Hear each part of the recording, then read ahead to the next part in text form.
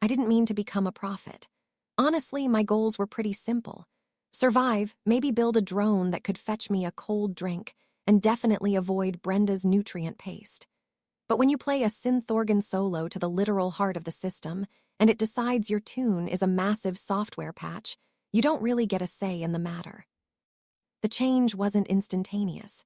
It was a slow, creeping wave of beautiful, glorious chaos. The first sign was when a grizzled old scrapper named Gus, a man who had chosen the swordsman class as a joke, tripped over a pile of scrap metal. As he flailed, the rusty pipe in his hand flared with brilliant blue energy, and he accidentally performed a perfect, spinning slash that carved a clean line through a Durasteel bulkhead.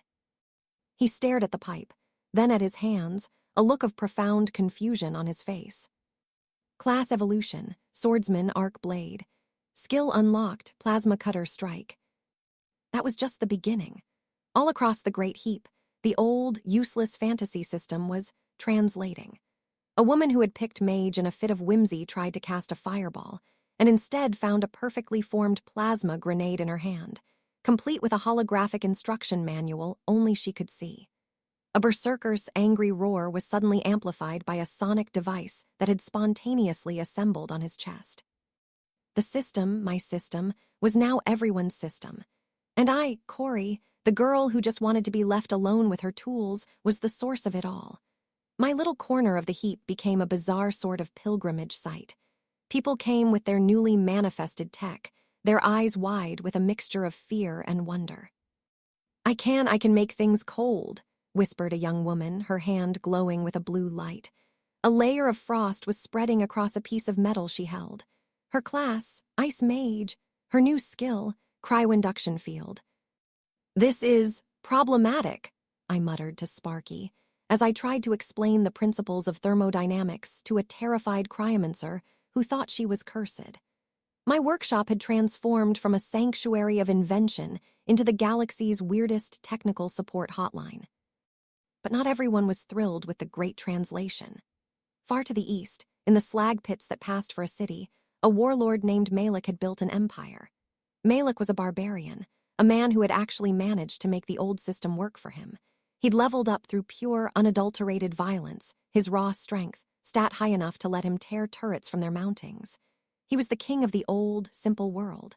And my system, too, had just made his entire build obsolete. Strength didn't matter when a former archer could now manifest a railgun sniper rifle and punch a hole in his chest from a mile away. The first I heard of him was a garbled distress call. A small settlement on the edge of my territory had gone silent. When I sent a drone to investigate, the footage it sent back was chilling. The settlement was destroyed, not by raiders, but with a brutal, systematic efficiency.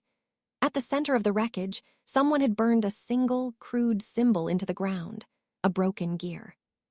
Faction detected, the Unplugged, ideology system Luddism, leader Malek.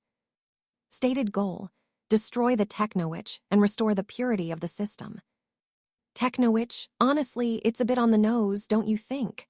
I said to Wrench, who was busy resoldering a damaged solar panel. I'd have gone with Her Royal Highness of Hardware, or something with a bit more flair. Flair or not, Malek was a problem.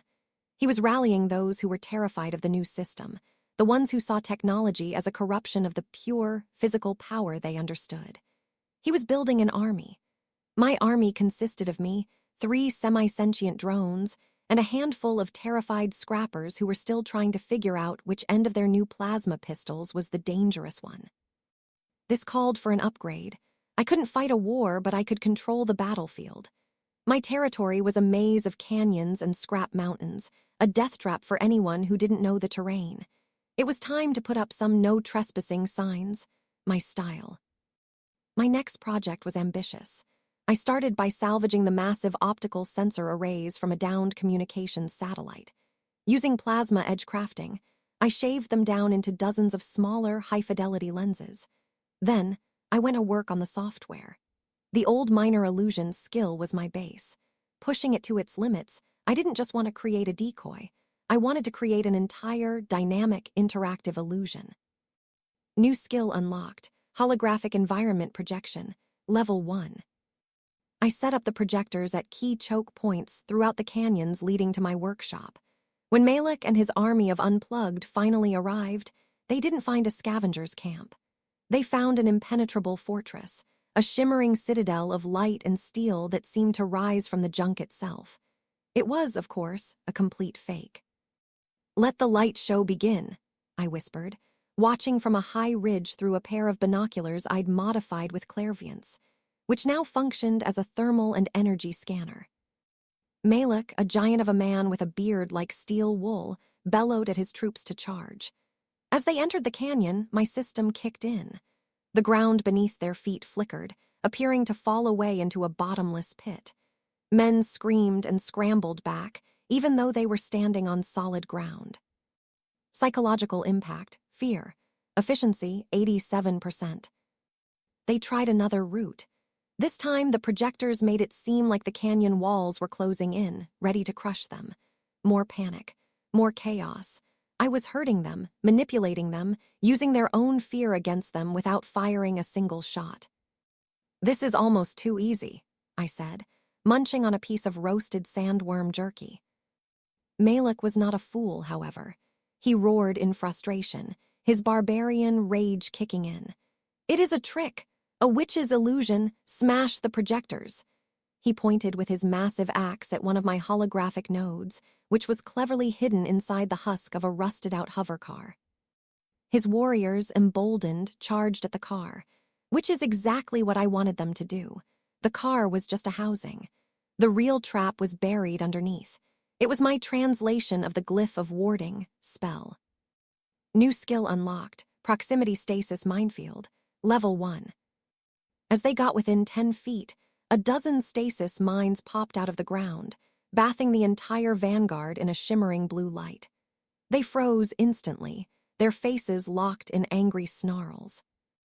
The rest of Malek's army skidded to a halt, their bravado evaporating. "All right, phase 2, I grinned. From hidden alcoves, my real army appeared. It wasn't an army of drones. It was an army of toys. I had spent a week translating the animate object spell. I had hundreds of them, little wind-up robots, discarded maintenance droids, even a ridiculously cheerful-looking robotic cleaning drone I'd given oversized laser pointers. They swarmed out, a tide of ridiculous, non-lethal, ankle-biting machines. They didn't attack, they just annoyed. They bumped into legs, squirted oil on boots, and blared horrible, off-key music. It was chaos, confusion, and humiliation all rolled into one. My command golem swarm's skill was working beautifully, even if my golems were a bunch of repurposed vacuum cleaners. Malek was the only one unaffected, his rage pushing him forward. He smashed through my ridiculous robot army, his eyes locked on the ridge where I stood. He was coming for the Techno-Witch. "Okay, plan B," I sighed. I had hoped to avoid a direct confrontation, but some people just can't take a hint. I met him at the head of the canyon. It was just me, a girl in scavenger gear, against a 7-foot-tall mountain of muscle and fury. "Your tricks are over, witch," he roared, charging at me, his axe held high. I stood my ground, my hand resting on the hilt of my plasma sword. I didn't draw it. Instead, I activated my newest creation, the one I was most proud of. It was my translation of the shield spell, but with a unique tinker twist. New skill unlocked, kinetic redirection matrix, level 1. As Malek's axe swung down, a shimmering field of hexagonal light appeared in front of me. The axe hit it with a sound like a thunderclap, but instead of shattering, the shield absorbed the kinetic energy of the blow. The hexagons glowed brighter, and I could feel the power channeling down into the capacitors on my belt. Malek stared in shock, as his mightiest blow did absolutely nothing. "My turn," I said, a cheerful, slightly sarcastic smile on my face. I drew my plasma sword. Its blade was already glowing, but as I channeled the absorbed energy from my shield into it, the blade erupted, doubling in length and power, its hum rising to a hungry scream. I didn't attack him. I simply pointed the blade at the canyon wall above his head, where a massive, precariously balanced ship engine was lodged in the rock. I fired a single, searing beam of energy.